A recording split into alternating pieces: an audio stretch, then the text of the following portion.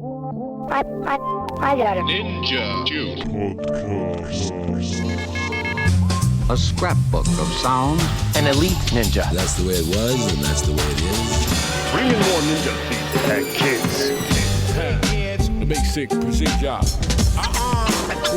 Rescue noise. Ninja. Number one in the world of sound. I'm a ninja. There is a guy in the South Village called Tony. He is a ninja. What? A ninja is hot. It's like an iPod Nano, except it's a million times thinner. Let us see what our first ninja can do. Coming up shortly, perhaps. I don't know. Is he? Are you ready, Mr. Scruff? Hello, my name's Dexter and welcome to the Ninja Tune podcast. Every episode I'm going to be joined by a guest and then I'm going to run through a few of the hottest forthcoming Ninja releases.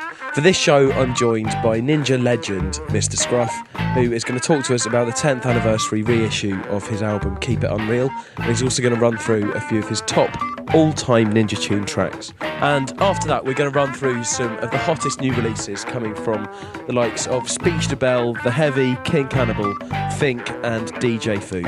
So stay tuned and enjoy. I'm joined here by Andy Carthy, also known as Mr. Scruff. Thanks a lot for coming down. Obviously our very special guest for the Ninja Tune podcast. It's a privilege to have you down and it should be lovely for our audience to get a little bit of a look at the early days and what was behind the recording of Keep It Unreal. That's obviously being released on Monday. Are you excited about that? Looking forward to re-release? It has been nice going back to revisit some of those tracks and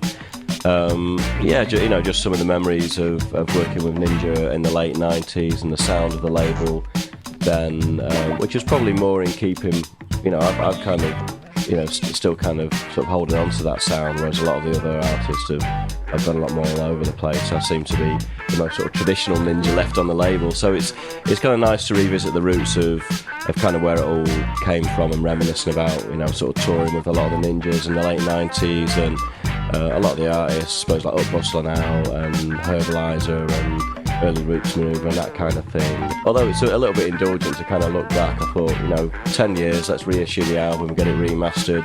I had 6 tracks that were recorded in the same sessions, which didn't come out on the album simply because, CD's only so big. So yeah, it's been a really good 10 years, very positive for me as an artist and as a DJ. So it's a little cheeky milestone. I'm still very proud of that little album as well. So it's good to give it a second chance. Being known for these mammoth DJ sets, did you find it difficult to bring it down to something as concise as an album? Yeah, but the two things are very different. With an album or recorded music, you're creating something that people will listen to again and again. Whereas with a DJ set, you're creating a one-off thing that people are enjoying collectively on a night out, and you've got to, I suppose, soundtrack people's evenings. I think with an album, it's something which takes a lot longer from my point of view, and kind of crafting it, but also people are going to be hopefully listening to 5, 10, 15, 20, 30 times. Although it's a lot more condensed, the actual hours that people will spend listening to it is probably a lot longer than a 6-hour DJ set. But still, I understand what you're saying. I think wherever I'm DJing, I always try and cover a wide range of moods and emotions and kind of satisfy myself that I've kind of played everything I wanted to play. And it's the same with an album. You try and cover a wide... For me, I always like to have a wide range of tempos and moods, but it's also got to feel very cohesive. I mean, it's not a strict, it doesn't just build in tempo and then drop and stuff like that. Sometimes there's quite abrupt changes because it's not a club album, the stuff that will get played in clubs, but it's there for home listening or your car or whatever, and you've just got to, you might have 14 tracks and you've got to arrange them in the best order that makes sense. Another thing that I wanted to talk to you about was sort of the legacy of the album. Obviously we're looking back on a re-release of an album that came out 10 years ago.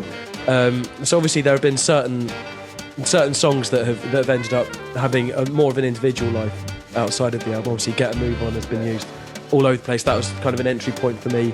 My dad, who's an entertainer, uses it in his show. I think he does his rope spinning routine to that, and one of Victoria Wood's choices for Desert Island Discs and things. I just wanted to kind of ask you about what it feels like as an artist once your record's sort of out of your hands and it's out there in the wider world. But did you see certain tracks going on to have that life, and in the studio when you put that track down in particular, do you think, right, this is a really big one and this is something that other people are going to really get into?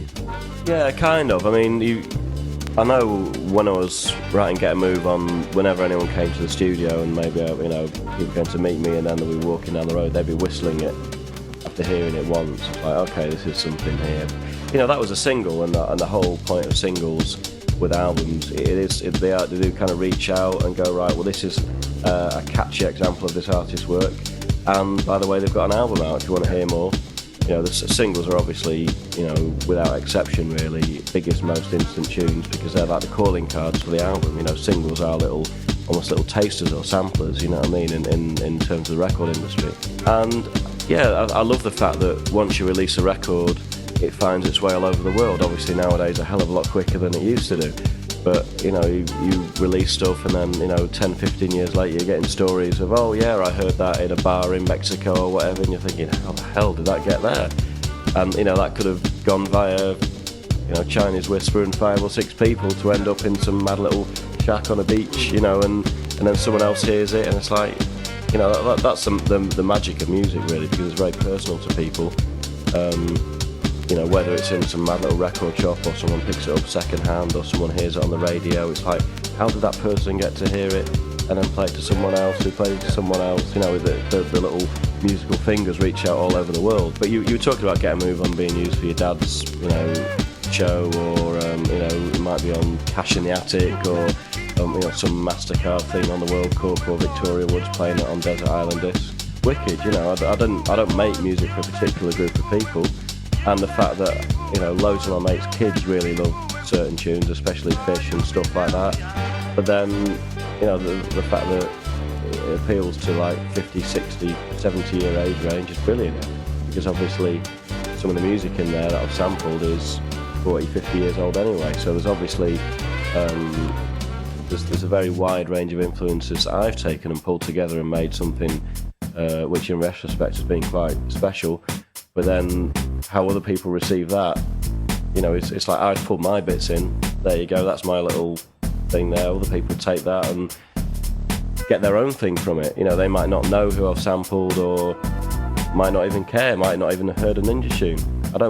You know, it's not really important. The thing is, people engage with that tune and take what they want out of it, and then get on with their life, and you know, they might just whistle it occasionally, or, you know, end up doing a routine to it. You know, that's the fascinating thing about music and human nature, and the two are very, very intertwined. I think the way a lot of DJs get into making music is basically through tape editing or something like that. And, you know, most people in the 80s, you know, you grab your parents' hi-fi and get another second-hand deck, get a cheap mixer from Tandy, and, you know, and do some pause button tape mixes. And that's really not that different from using a sampler, because, you know, you're just doing it on a budget. You're copying what you hear on records, but going, well, I've not got a sampler to make that bit repeat over and over, so I'm just going to spend all day, you know, with you know, with 2 decks, getting 2 records in time, and then just repeating the same bar over and over again. And you're crudely emulating what you hear on records, and using what equipment you have, you build up some ideas. And I think, you know, when you're approaching music from a producer's point of view, in terms of the modern, I suppose that the modern meaning of the word producer, i.e. someone who's not really a musician but makes music,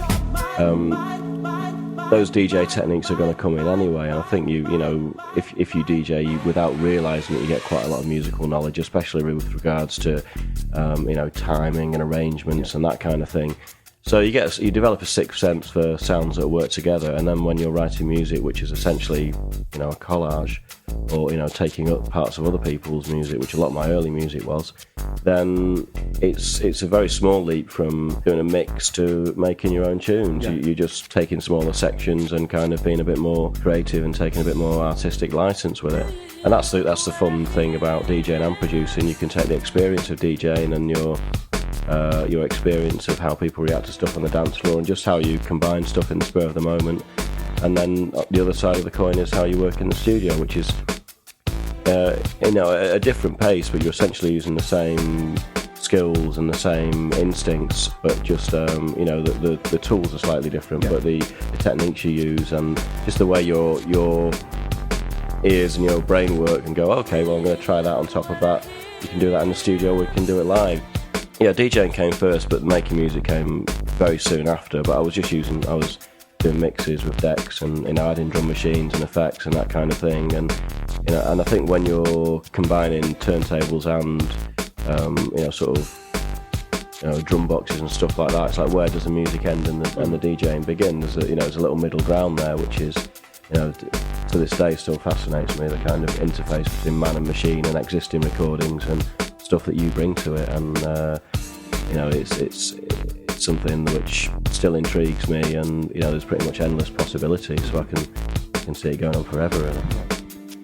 There is almost a genre around some of the stuff coming out on Ninja at that time. You've mentioned sort of DJ Food before as somebody that you were working with, and when you got involved with Ninja, and and sort of and almost a kind of collaborative thing with those sorts of guys. You picked out a tune by DJ Food called Mr. Quick Cut the Cheese, obviously a reference to Pete Quick, I'd imagine, who's the boss over here at Ninja.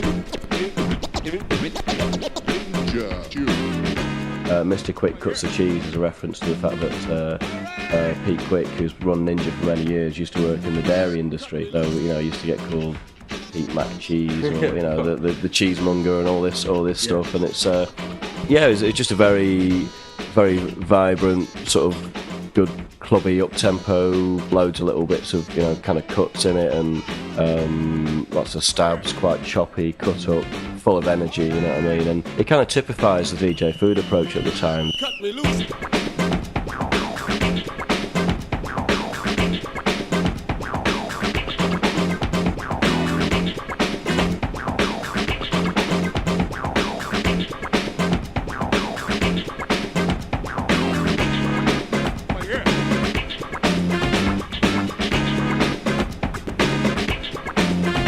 Cut me loose.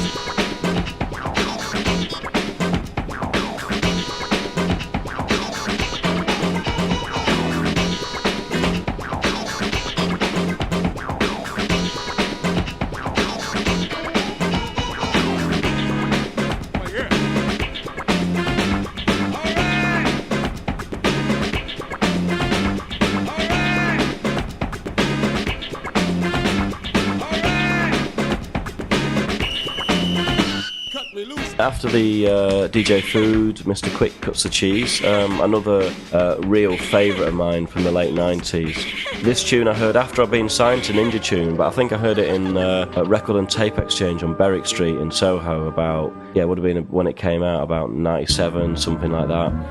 And I didn't have a clue who it was. It just really affected me. I remember listening through the racks and going, is this a new kind of music? This is quite incredible, because it had a lot of kind of almost like slow drum and bass programming and kind of really mad pitch shifted hip hop samples, and a mad little sample from an Isaac Hayes soundtrack, and it kind of had the kind of melancholy edge of some electronica, maybe like some of the sort of Aphex Twin stuff, and real kind of wistful musical elements, but then really quirky edits and programming and stuff like that, which has come to typify Luke's music. You know what I mean? Is very a very distinctive style. He's a great sense of humour, amazing programmer, great ears. You know what I mean? Is just the amount of stuff he's turned his hand to. You know what I mean? But I just picked this tune specifically because I heard it with not like this is a new Luke Viber track or this is on the new Ninja compilation. I just heard it. I was like, what on earth is this? And I ran up to the counter and I said, oh,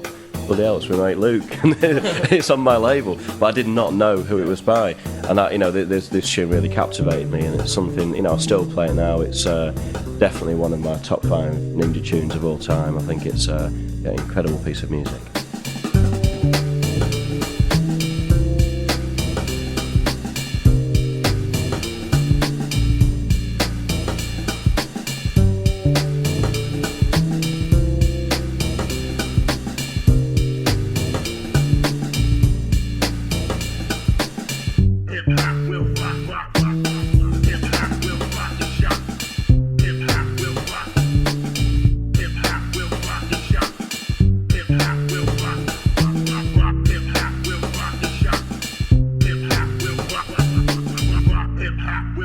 Shock the nation.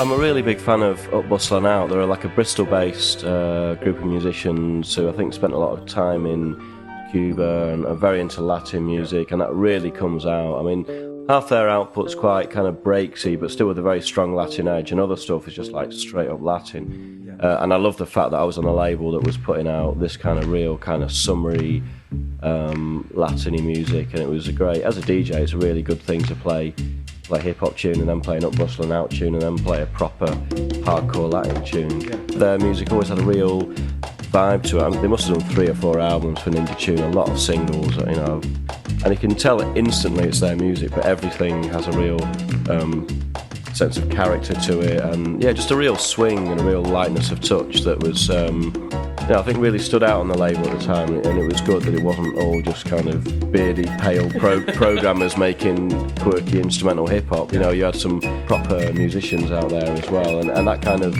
presumably came a little bit full circle because of all the kind of Latin and Afrobeat stuff that Cold Cut were into, you know, sort of 10, 15 years earlier. So it was very kind of, I suppose, an overt reflection of the musical influences of the founders of the label, which I think is also very important. And same again, I still play their records to this day, and I still get people coming up going, "What on earth is this?" You know what I mean? So it's a testament to the power of the music.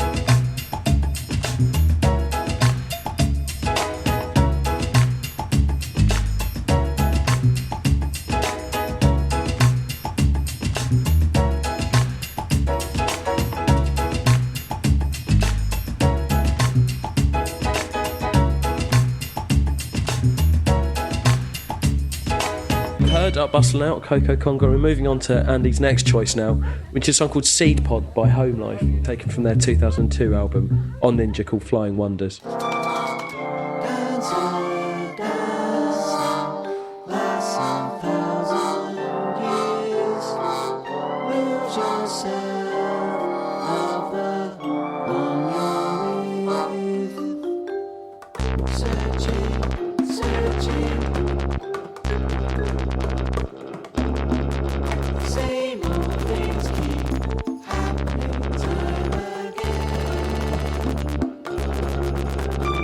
What was it that made you really jump on this one as well? This one was sort of obviously from slightly later, following the release of yours.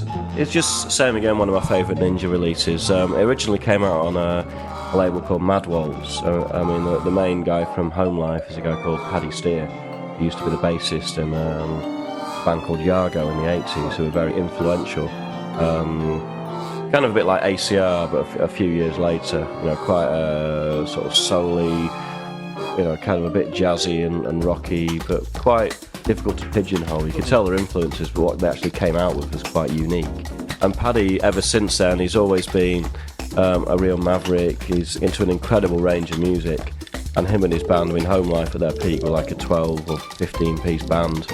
And you know, just the fun they were having on stage was ridiculous, and the talent of their of the musicians and singers as well. You know, you had cellos, you had all sorts of crazy percussion, bass, mad synths, opera singing, everything. Partly a kind of real cacophony, but beautifully arranged as well. And I think it's, you know, the same again is the very singular vision of the members of the band. Whenever you heard something, you could tell it was Home Life, you could tell it was their involvement, but everything was like nothing you ever heard before. I remember the first time I heard that tune, and I was like, this is one of the best things I've ever heard, you know what I mean? And I still think that, and it's, you know, same again, not enough people have heard that. I'll stop waffling and let's have a listen to it.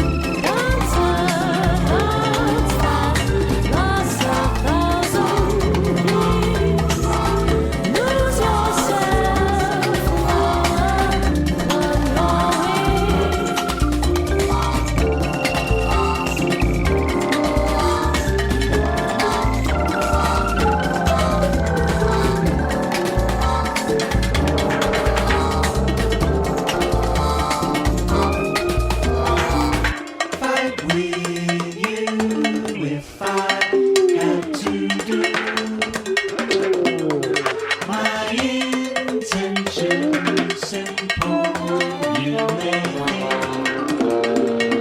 I would rather get along with you. I would rather get along with you. Andy's next choice is The Poets of Rhythm, Smiling When You're Crying. What would you like to say about that one? Same again. I mean, the Poets of Rhythm are like a German funk band, but they're very good at playing very orthodox funk, and have been doing it for a long time before it came trendy. They were kind of doing it from the early 90s, really.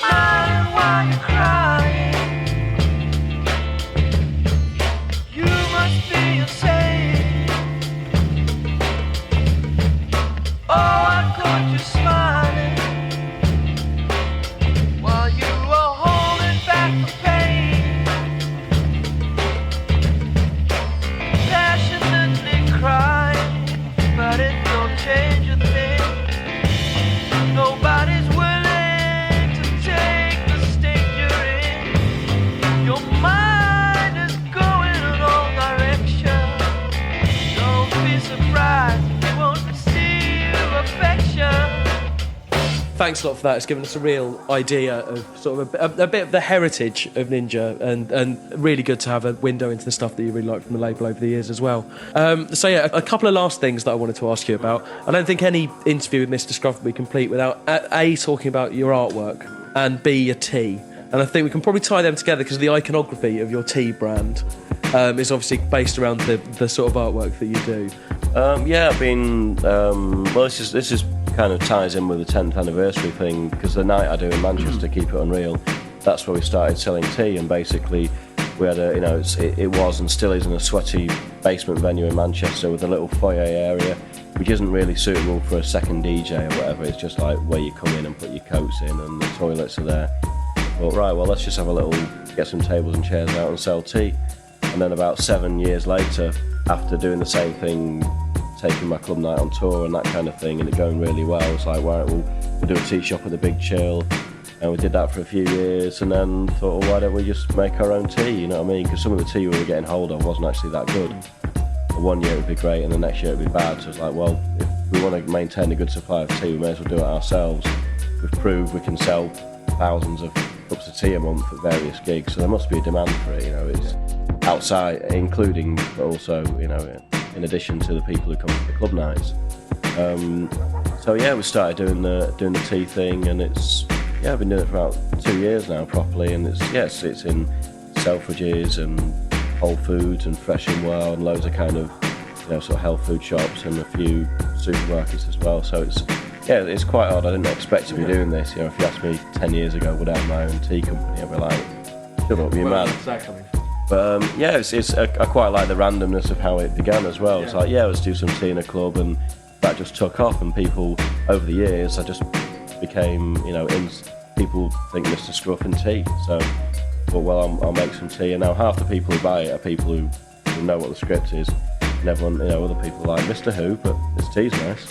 So that's cool as well, you know what I mean? And I think nowadays, especially with all the downloads and stuff, it's like, technology hasn't got to the stage yet where you can download tea bags. Excellent. So, at least, even if people don't make as much of a living from making music, there's still the beverage half of it to kind of, keep it afloat. Lovely. Indeed. Well, thank you so much for coming down. As we say, the 10th anniversary reissue of Keep It Unreal, the classic, actually no, not allowed to call it a classic yet, but the future classic Ninja Tune album, Keep It Unreal, is released on the 29th of June. So make sure you get your hands on it. As we said, there's extra material that didn't make the cut in the original, not through it being in any way poorer. The album's the poorer for not having it on, so please come and check it out. Yeah, it's all.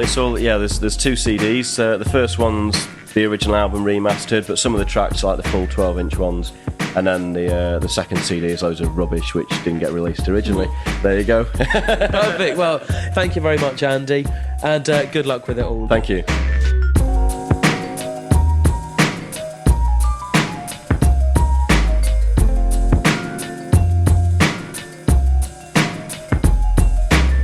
We are now going to kick off part 2, following on from that chat with Andy, with our top 5 Ninja Tune tracks coming out in July this year. Our first track comes from the undisputed Ninja Tune Lady of the Year. It's Speech to Belle, who obviously has had a fantastic year so far. Her debut album Speech Therapy came out beginning of June, and the next single taken from that is going to be Better Days, which it features Mikachu. It's released on the 27th of July on Big Dada. Here it is, Better Days. Enjoy.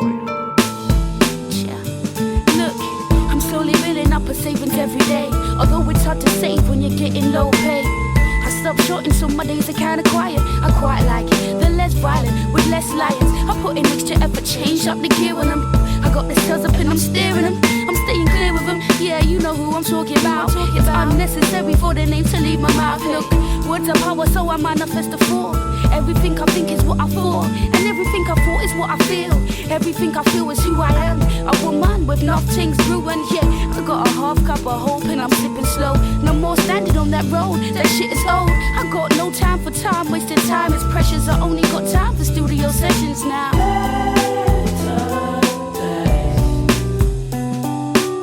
That was Better Days by Speech to Belle featuring Mikachu, out on the 27th of July through Big Dada. And moving on from that, we've got another really, really big hope of ours. It's the band of The Heavy, and it's their new single 16, which will be out on the 13th of July on Counter, and it's taken from their album The House That Dirt Built, which is out in September. I saw her dance with the devil, and he was wearing my shoes. Black and white Jordan 11, and she was looking for abuse. Now she looked just like heaven, but her mind ring of hell. Now I know I shouldn't be telling, but I guess if you know her well, she's the kind of girl. She can't believe me when I say she can't. She's already there, and already there. Now, what the devil want, believe the devil gon' get. He gon' stretch her out like a tape in a cassette. That was The Heavy with their new single 16, which is due out on the 13th of July on Counter Records, taken from the debut album The House That Dirt Built, which will be released in September. Coming up next on the Ninja Tune podcast, we have the new record by King Cannibal, which is called So Embrace the Minimum, taken from the new King Cannibal album Let the Night Roar, which will be out on the 17th of August via Ninja Tune Records.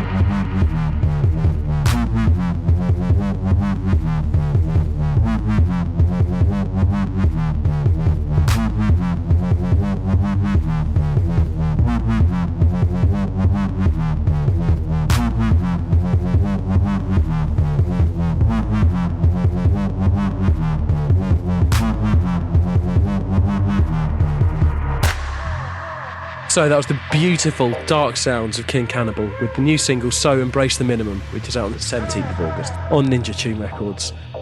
And moving on to that, we couldn't really be going much further afield and still stay within the Ninja canon. The next track we've got coming up is the new one from Fink, which has got a bit of a hint of the Jeff Buckley about it. The new single's called Sort of Revolution, and this is the Cinematic Orchestra remix, which is due out on the 13th of July by Ninja Tune Records.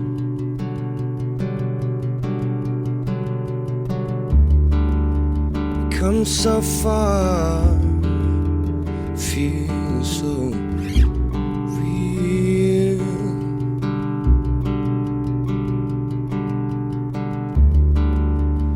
All this time I've been waiting for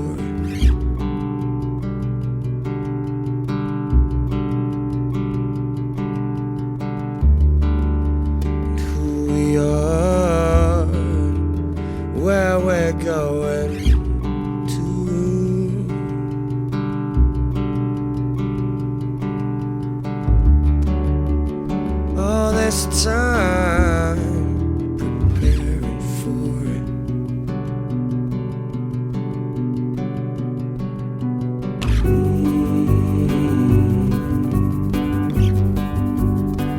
come so far.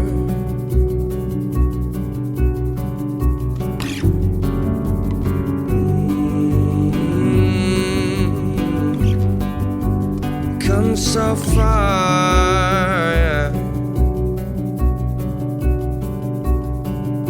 So just let me know when we get there, if we get there.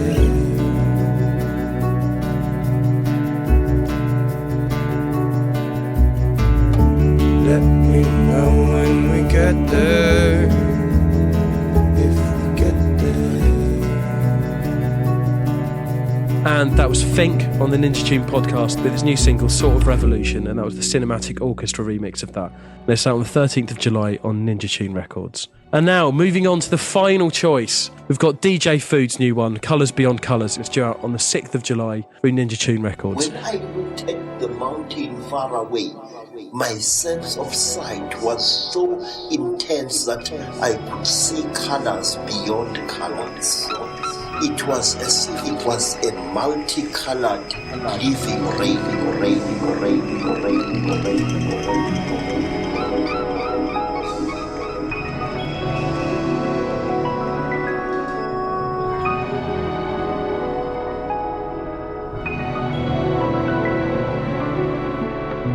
At the upper end of the electromagnetic spectrum is energy of short wavelength and very high frequency, gamma rays, X-rays, and ultraviolet rays.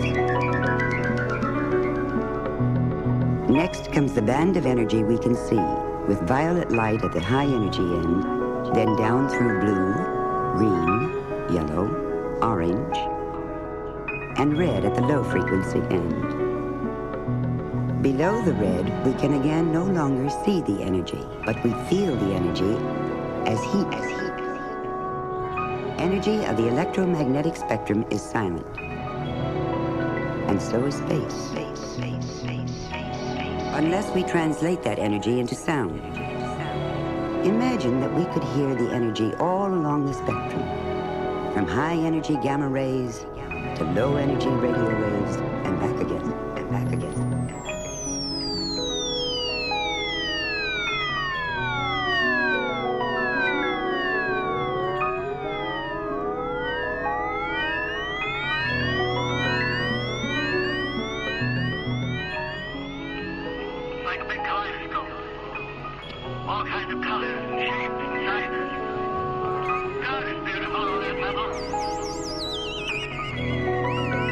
So that was the final track of the Ninja Tune podcast.